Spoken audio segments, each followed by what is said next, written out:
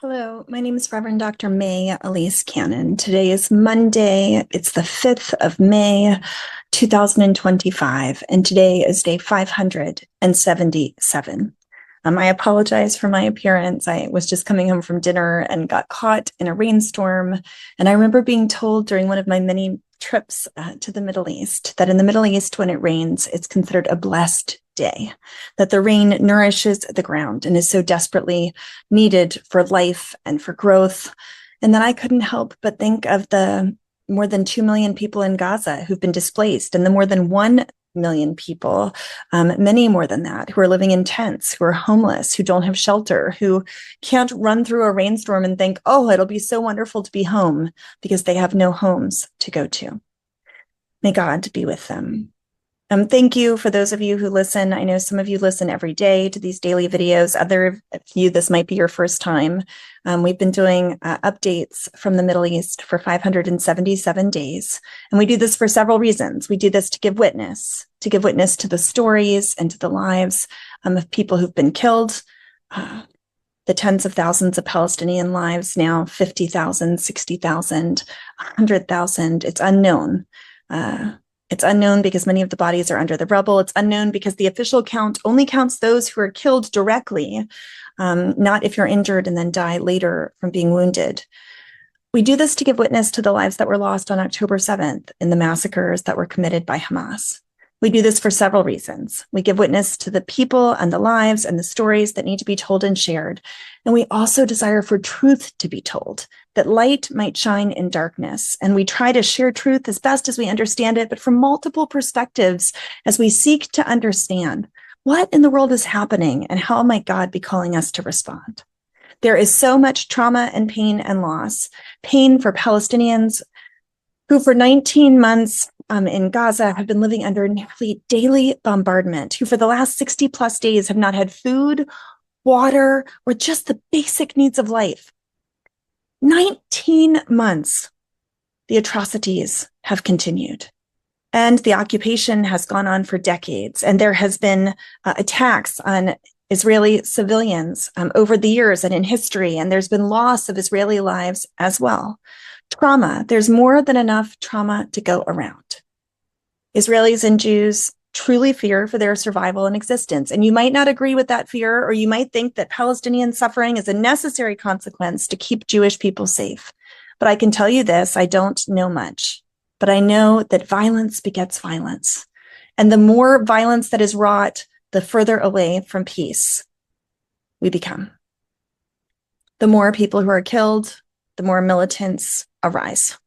I'm not saying that to justify anything. I'm just saying it because we know it to be true. Violence begets violence, and peace will only come by the efforts of courageous leaders in the Middle East, courageous Palestinians saying we won't pursue violence, even though violence might be justified. Courageous Israelis who say we won't pursue violence, even though violence may be justified.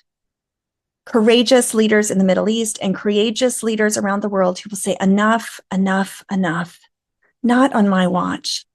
Enough that we can't stand to allow the killing to continue. We need Palestinians to say, I know that my liberation, my freedom is inextricably linked with the need for Jewish people in Israel and around the world to feel safe. For Israelis to say, I will never have safety and security until Palestinians are free. This is not both sidism. I'm not falsely equivocating. I'm not saying that the power differentials are evil. You have a state that is armed, that has one of the most powerful militaries in the world against a people group that has been suffering for self-determination for decades. This is not an equal fight. This is not both sidism. But I'm saying that the future of the people of Palestine and the people of Israel, it's linked together, unjustly or not. This is a part of the current reality. And the cycles of violence, the cycles of oppression, and the decades of occupation have to be brought to an end. For the sake of the Palestinian people, for the sake of the people of Israel, for the sake of all people in the Middle East, and for our own sake. Because we are perpetuating this violence and allowing it to continue. Mother Teresa, I think, said it best. She said, the reason we do not have peace is because we have forgotten that we belong to one another. And so I grieve each and every day that the suffering of one people group is often deemed more legitimate or more valuable than the suffering or trauma of another people group. And why is it that the story of Palestinian suffering and history and narrative, why is it that that reality, which is true, is so difficult for the West to hear? Dozens of people are literally dying of starvation, of hunger, of not having fresh water to drink, not because of some humanitarian crisis, but because we're literally not allowing them to drink water. We're not allowing aid that's right outside their very gates that have kept them imprisoned. We're not allowing that humanitarian assistance in. Day after day, bombing and military attacks that are having the worst effect, not on Hamas and not on militants, but on 2 million civilians. So just as we stand against anti-Semitism and we come alongside of Jewish leaders to not weaponize anti-Semitism, but to differentiate between legitimate criticism of the policies of the state of Israel, we commit to that. We commit to standing against hatred for Jews, but we have to stand for a different reality for the Palestinian people, whose suffering is so acute in this moment that it's astounding. It's astounding that the world has not yet responded. So I'm sorry, I apologize for that interlude. I shouldn't apologize, but I want to summarize the news of the last day or so. Some of these updates are from Just Security. Some of these updates are from various news sources. At least 54 people were killed in the Gaza Strip today, on Monday. Israeli cabinet ministers today approved a new plan to capture the entire Gaza Strip and to remain in the territory for an unspecified amount of time. This is according to 2 Israeli officials. The plan seeks to prevent Hamas militants from distributing humanitarian aid and to entail powerful strikes against Hamas targets. Israel has also said they will mobilize thousands of reservists, of soldiers to support an expanded campaign in Gaza. This is called the Final Campaign. The Israeli military announced that over the weekend. Al Jazeera reported about this, and they said the Israeli Security Cabinet approved the latest Gaza offensive. The plan is to expand its assault on Gaza and to militarily occupy the entire strip. Israel has called up tens of thousands of reservists and soldiers. The army chief says the decision is aimed at intensifying pressure on Hamas, and that is despite growing calls from within Israel for a deal that would bring the captives, the hostages that are held in Gaza home. What does this mean? Netanyahu gave a speech saying that the Gaza population is to be moved yet again in an intensive Israeli operation again. This was a unanimous decision. The Security Cabinet voted to broaden its military offensive in Gaza. This is not dying down. This is getting worse. To seize Palestinian territory, to occupy the Strip, the army will wage what is being described as an intensive for months. This is literally what's being reported in the news coming out of Israel. One Israeli official said the government is waiting for a visit by President Trump to the region. And meanwhile, Palestinians in Gaza are left to face death, destruction, and starvation as Israel continues to block humanitarian aid and to wage its war on Gaza. The effect of the Israeli blockade of humanitarian aid to Gaza has become, quote, catastrophic. Doctors in the territory are saying food, water, and medicine shortages are prompting a surge of preventable illnesses, diseases, and hunger. Separately, Hamas on Friday announced it had executed 6 Palestinians and shot 13 others in the legs for alleged looting in Gaza. The United States, Israel, and representatives of a new international foundation are close to reaching an agreement on how to resume the aid deliveries to Gaza without it being controlled by Hamas. That's according to Israeli and U.S. news sources, who with the formal announcement say that this is possible in coming days. Under the agreement, a private U.S. company would be in charge of the logistical delivery and of providing security. Just for the record, I want you to know what that means. It means private companies are going to make money off of the distribution of food and the starvation of these, or trying to end the starvation of these 2 million people. Why would the humanitarian groups that are equipped and ready and experienced not be allowed to re-engage and to deliver aid? Israel's new plan for assuming control and restricting the distribution of aid in Gaza has been rejected by the United Nations and dozens of international aid organizations who said it would run counter to humanitarian principles, that it is logistically unworkable, and that it could endanger Palestinian civilians and staffers. The Washington Post reported that. And Palestinians in Gaza have said they fear that Israel's goal in Gaza is to have a demographic shift. You've heard about the plans. There is literally a government agency, a government group in Israel that has been established to assist in helping Palestinians leave Gaza. So many Palestinians understand the prioritization of territorial control by the Israeli government over any political solution. And many have shared their fear and panic regarding the possibility of not being allowed to return to their homes. They believe that Israel is not trying to dismantle military capabilities of Hamas, as the spokespeople for the military have said, and as Netanyahu has stated, but that instead they are trying to empty Gaza of its residents and to suffocate civilians. Israel will do this by adopting humanitarian and military tactics, including an expanded ground offensive, the things that we've talked about, squeezing the people of Gaza until they have no choice left but to leave. But there was a general and clear sentiment of defiance among many Palestinians in Gaza. Social media has messages of resilience and people saying they will not leave, whatever the cost may be. It could very well be death. That was reported by Al Jazeera.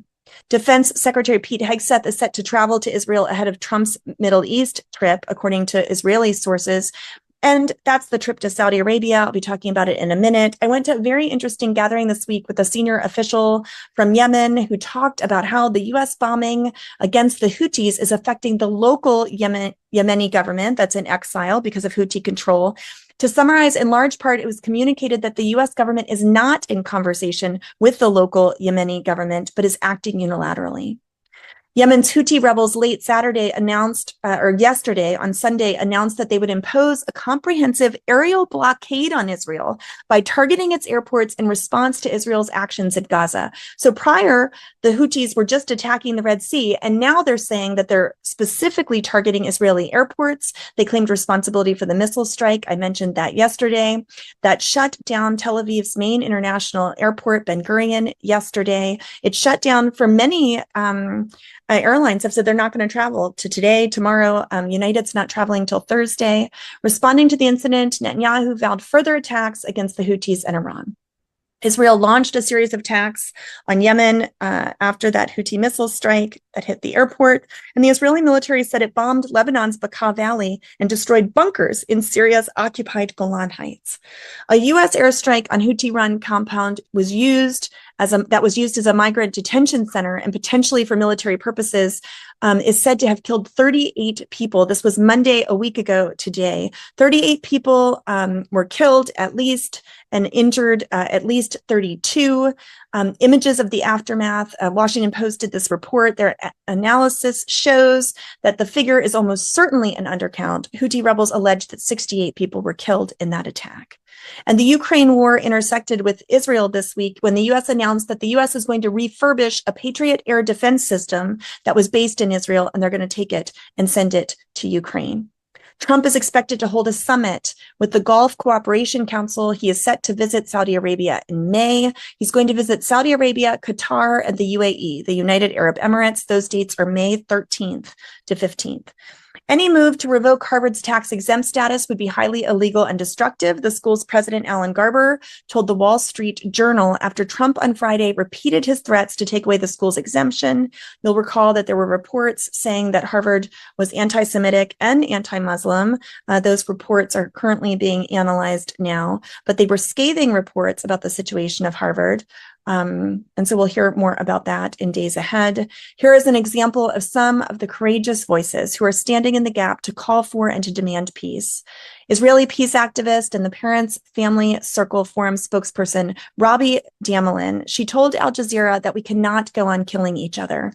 She said that there are thousands of people who are planning to gather in Jerusalem this week to call for peace. Churches for Middle East Peace has worked with the Parents Family Circle for years. They do such incredible work. They co-host that joint Israeli-Palestinian memorial service with Combatants for Peace, or at least they have in years past.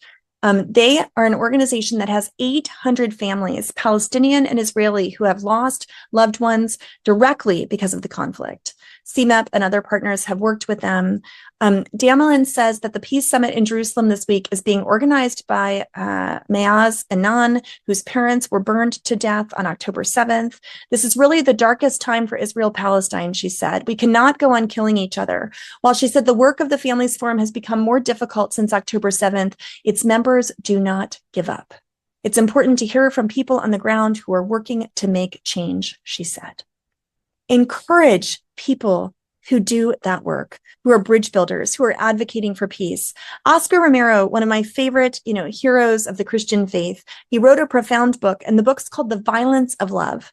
And I've often wondered, what did he mean? That title doesn't make much sense, but I think he meant that love overcomes all violence. That it's not cheap love, but it's the kind of love that is so costly. It's the kind of love that sometimes will even bleed. It's the kind of love that takes sacrifice for the sake of another, and the kind of love that is transformative. Might we all seek to live that kind of love, being willing to sacrifice for the sake of another? These parents who've lost their children or lost, their spouses or lost their loved ones are saying, this was one of the greatest losses that can be paid. And so I'm going to stand for peace. That is the violence of love. May we all seek to live out that kind of transforming love in our lives. May God help us to make it so. In the name of Christ Jesus, amen.